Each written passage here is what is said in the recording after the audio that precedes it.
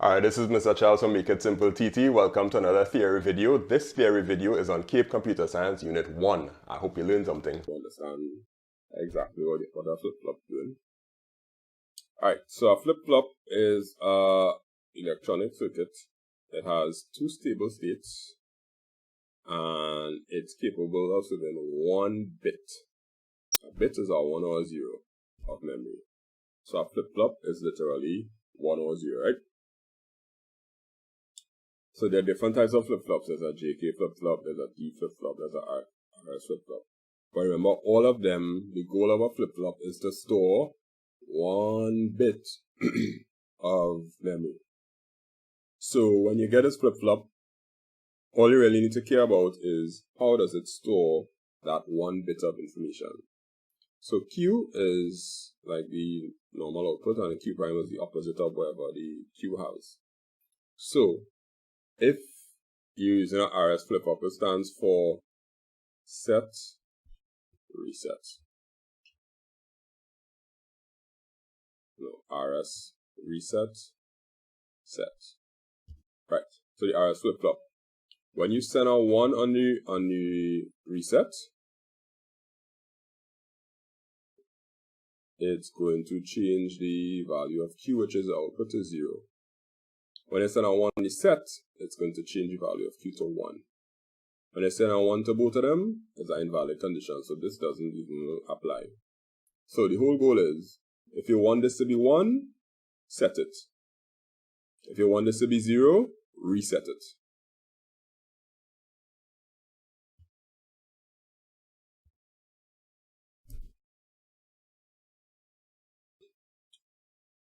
Okay?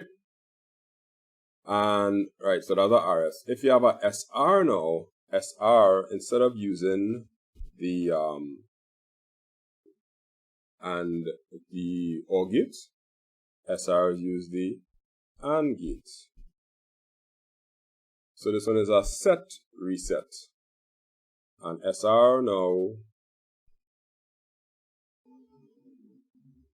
would basically say if you send a 1 to, it'll do the opposite, right? If you send a 1 to set, so if you send a 0 to set, you'll get a 1 as Q. If you send a 1 to set, you'll get Q as 0. So it'll be the opposite. So SR and RS. So remember, is reset, set is the normal one. This is the one that is used most of the time. Set SR now is the set reset one, where it would use the opposite values. They both have different jobs in life, but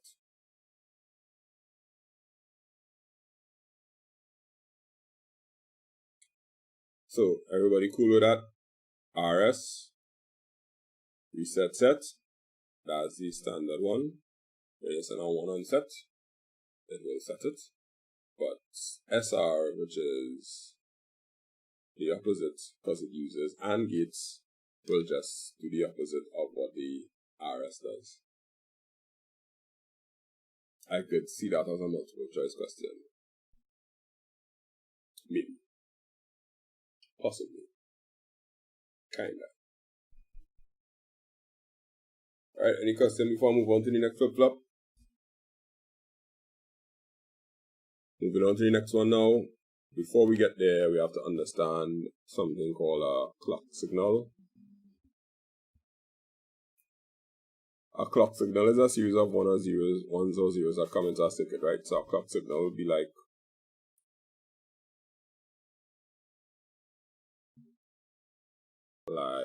that. So this will be your 1, this will be your 0, this will be your 1, this will be your 0, this will be your 1, this will be your 0, that's a 1, that's a 0, that's a 1, that's a 0, that's a 1. Right? So when you're sending a clock signal, you could alternate the value of 1 and 0, and alternating the value of 1 and 0 could manipulate the flip-flop in ways where it could store a 1 or it could store a 0. So a D flip-flop is one that takes a clock signal. So this clock signal is going to come in as 1 0 1 0 1 0, right? These 1s and 0s are going to come in. The value that you send on D is where it's going to make a difference.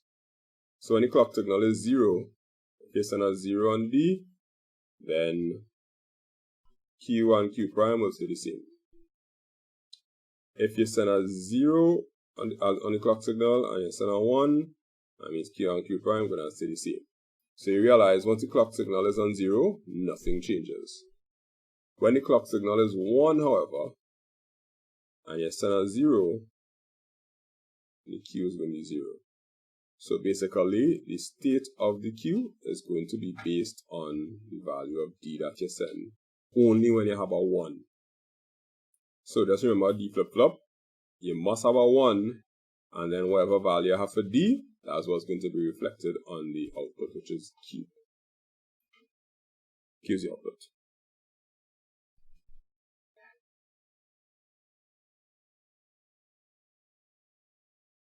So when the clock signal is 0, there is no change regardless of the value of D.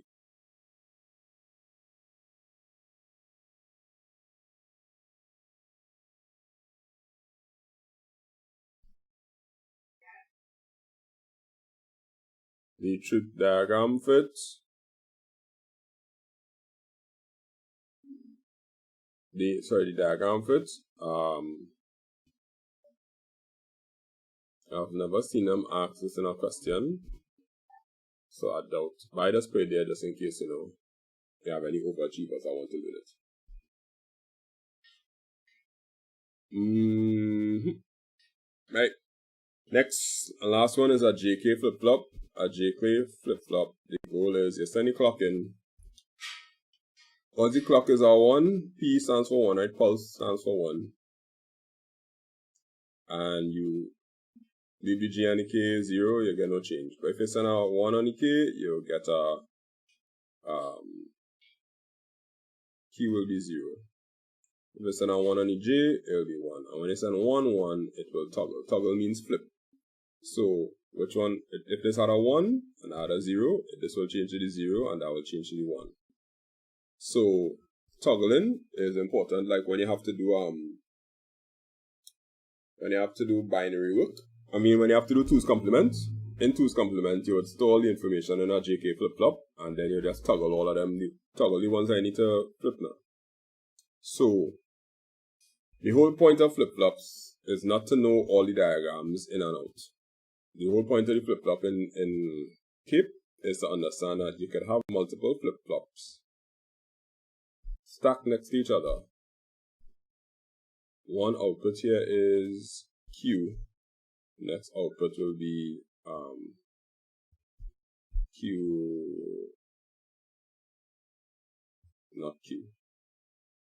Yeah, we'll say not Q. So wherever the outputs of Q go in,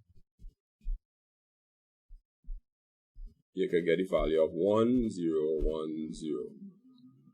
And you could permanently keep it there based on the inputs that you send, depending on if it's a RS flip-flop or a JK flip-flop or whatever it is. You could make this only have this number stored each time. And when you put all these flip-flops together, you get memory. When you have a bunch of memory, you could make a register. And when you have registers, you could store things inside the CPU. So all the flip-flops put together, their goal is to store 1 bit of data.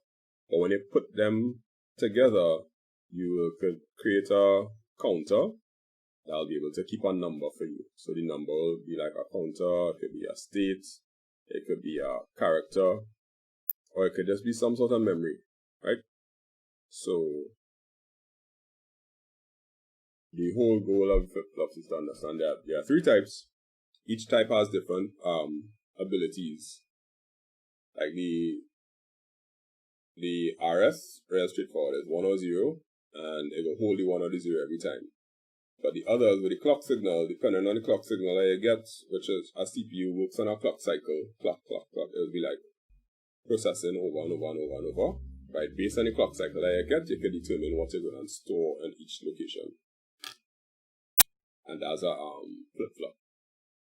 Thanks for watching the theory video. If you learned something, give it a like, give it a share, subscribe, do whatever you have to do. And if you want practical applications of the things, feel free to check out any of my classes. You can find them on my website at makeITsimpleTT.com. I have classes for all different subjects from CSEC IT, CAPE IT, CAPE Computer Science, and many different tutorial videos that you could find on this channel. So thank you very much, and look out for the next video that is here or here, because I have all the theory videos for all the subjects.